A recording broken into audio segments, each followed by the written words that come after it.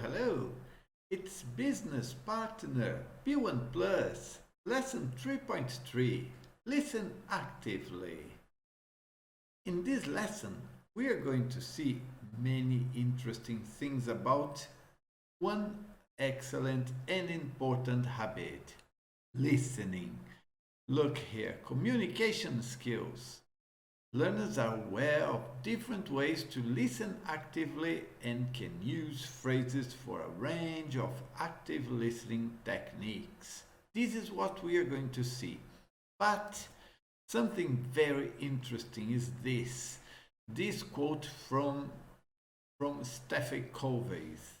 Do you know him? He wrote some books. One that is very nice is Sete Hábitos das Pessoas Altamente Eficazes. Também Oitavo Hábito. Very good books. He says, most people don't listen with the intent to understand. They listen with the intent to reply. Do you like this quote? Do you agree with that? What do you think about it? Why don't you write a comment in the video, and I would love to listen or to read your comment.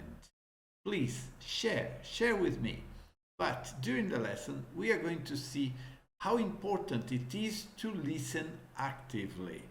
But what is it? Is it to reply like showing your knowledge, your wisdom, or is it to reply by asking questions and involving yourself in the conversation?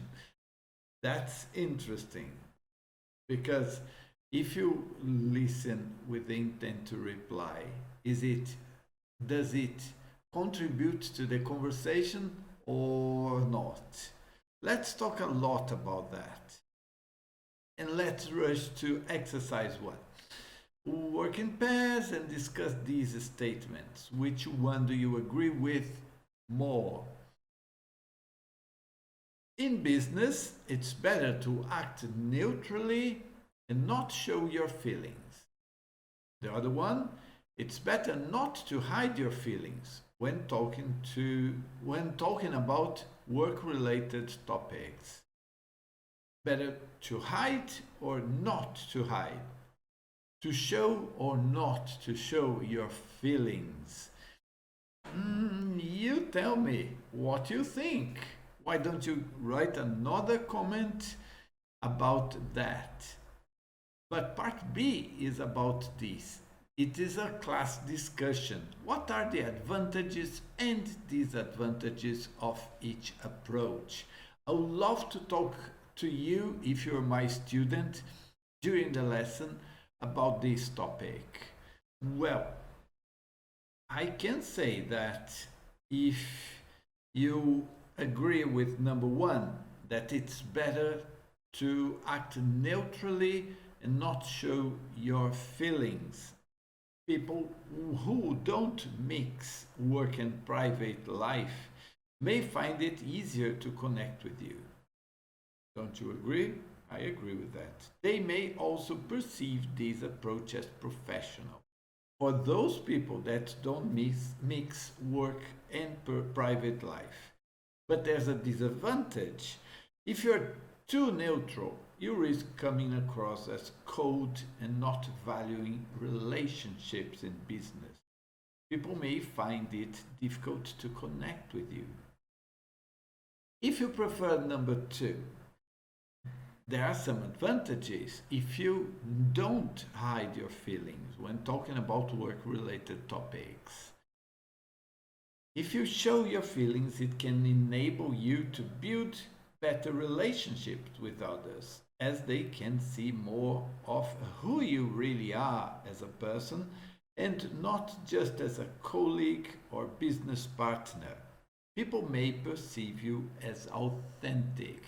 Do you like to be seen as authentic, as an authentic person? So show your feelings. But there's a disadvantage. Being too emotional in business may be seen as unprofessional or inappropriate. You don't want to be seen as unprofessional or as an inappropriate person or not suitable for the job. You could lose your job.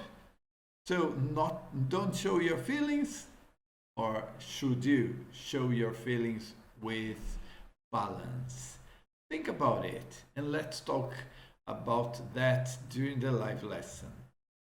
We have then part 2.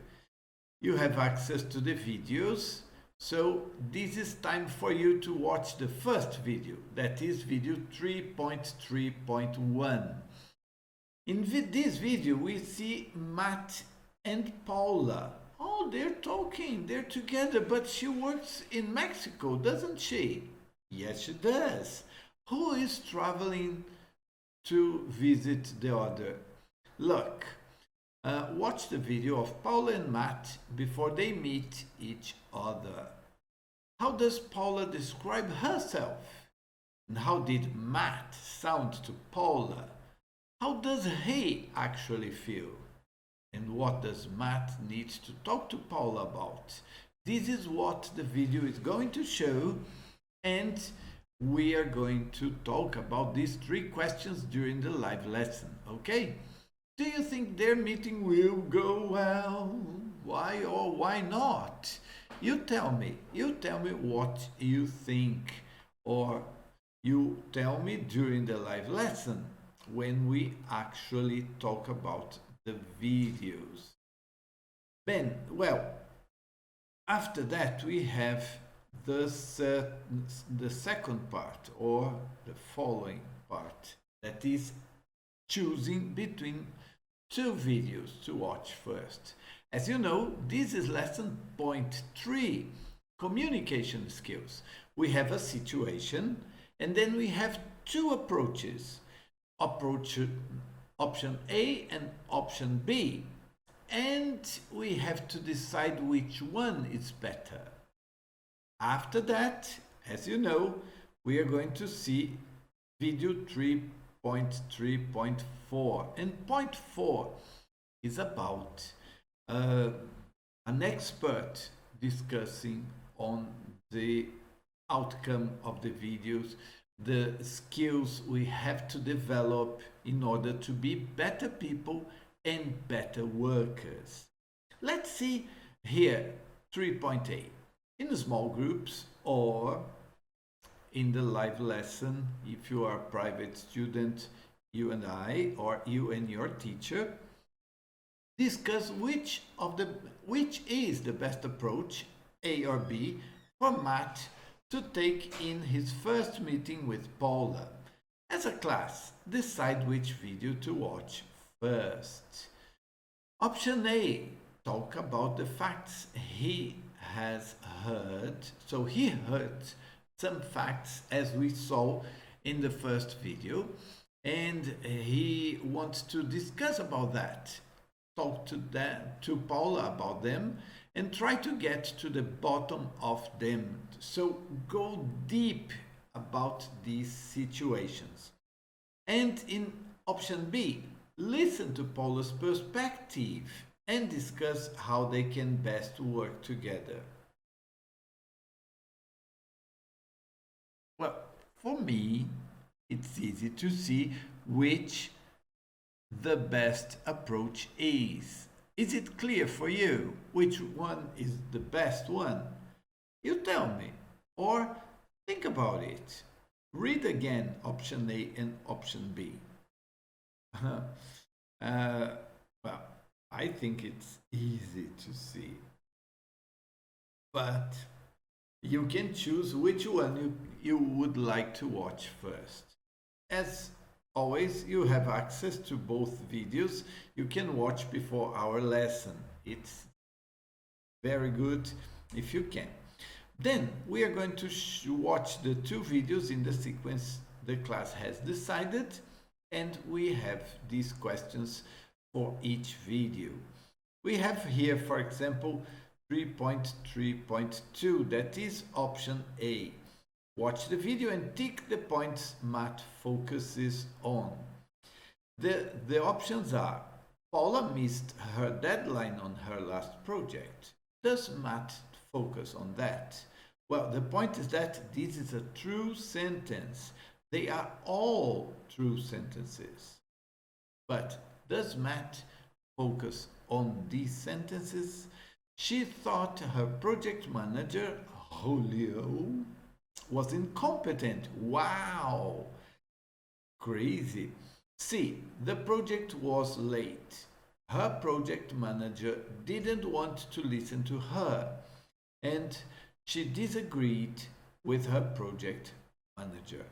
These are all true sentences, but Matt chooses to focus on some of these true sentences. What are the options for Matt to go deeper and deeper? And is he successful by doing that? How does Paula react? How does Paula respond to Matt's questions? How does she feel at the end of the discussion, and why? So Paula responds to Matt, but is her response basically positive or negative? Or does she feel comfortable with the questions? How does she react? How does she feel at the end? Let's talk about that during the live lesson. And 3, what could Matt have done to improve the outcome of the discussion? This is in part A, right? Option A. He wants to clarify what happened. He wants to understand more. But how does he sound while asking questions to Paula? Right? This is the point. He was listening, but his active listening, was it positive, going to solutions, or he wanted to understand, but did he take into account Paula's feelings? Think about that while you watch option A and watch option B. Let's think about what we have to do. How does Matt manage the conversation, and what effect does this have on the outcome? This is option B. Is this more positive or negative than option A? You have to tell me that after watching. Okay. And look at 2. Complete Matt's questions using the words in the box. We have describe, important, mean, rushed, say. Watch again to check your answers if necessary. Yes. Julio's incompetent, totally incompetent. Okay, what? Why don't you tell me a bit more? You blah, he's incompetent. How would you blah a competent manager? A good man, this is Matt's question, okay? In part B, in option B. So you have to complete the gaps. A good manager should support their team and listen to their team. So it's blah for you, as a team member, to be involved in a decision making, right? I wanted to take extra time to make sure we weren't rushing a complicated project. Why did you have concerns about the project being blah? There were too many things that all had to happen at the same time. Oh, it happens in large projects, doesn't it? What do you blah by too many things? Do you think you might have managed a bit better if there had been greater planning or more support, for example? So these are questions that are relevant, and Matt wants to understand what happened in Paula's last project or previous project, because Paula is involved in a new project with Matt, and he wants to be successful. He wants to be a good boss, a good manager, but he wants Paula to be effective and produce according to the needs of the project. So, which one, after watching both of them, do you think was more positive? Look at 4. Discuss what lessons you have learned about listening actively and adapting your style to focus on facts and maintain positive relationships at the same time. All right, this is a very good discussion for us during the live lesson. I am looking forward to having this discussion with you. At 5, we are going to see or watch. Oh no, I pressed. No, please, no. Sorry for that. So we are going to watch to the conclusion section of the video and note down the 4 tips for successful active listening. In both situations, option A and B, Matt was listening actively. But was he successful in both of them? So what are the 4 tips for successful active listening? How far do you agree with these tips and why?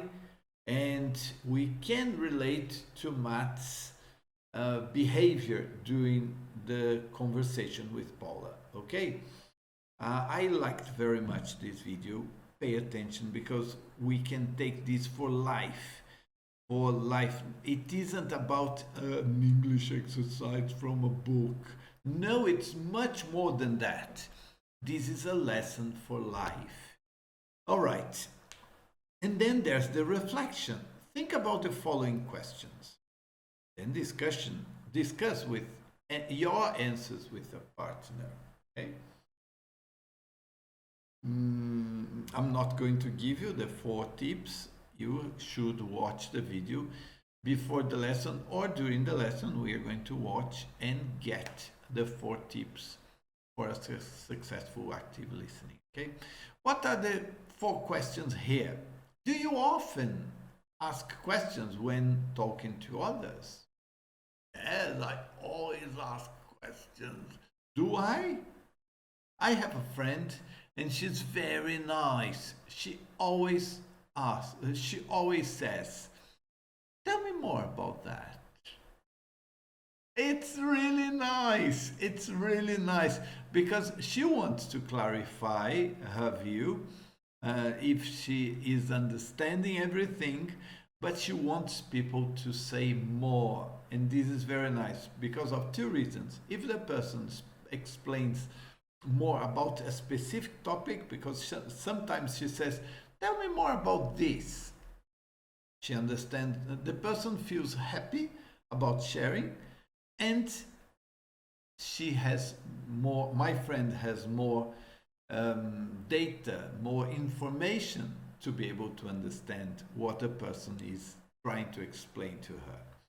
2, in discussions, do you often begin sentences with I think and we should? Do you?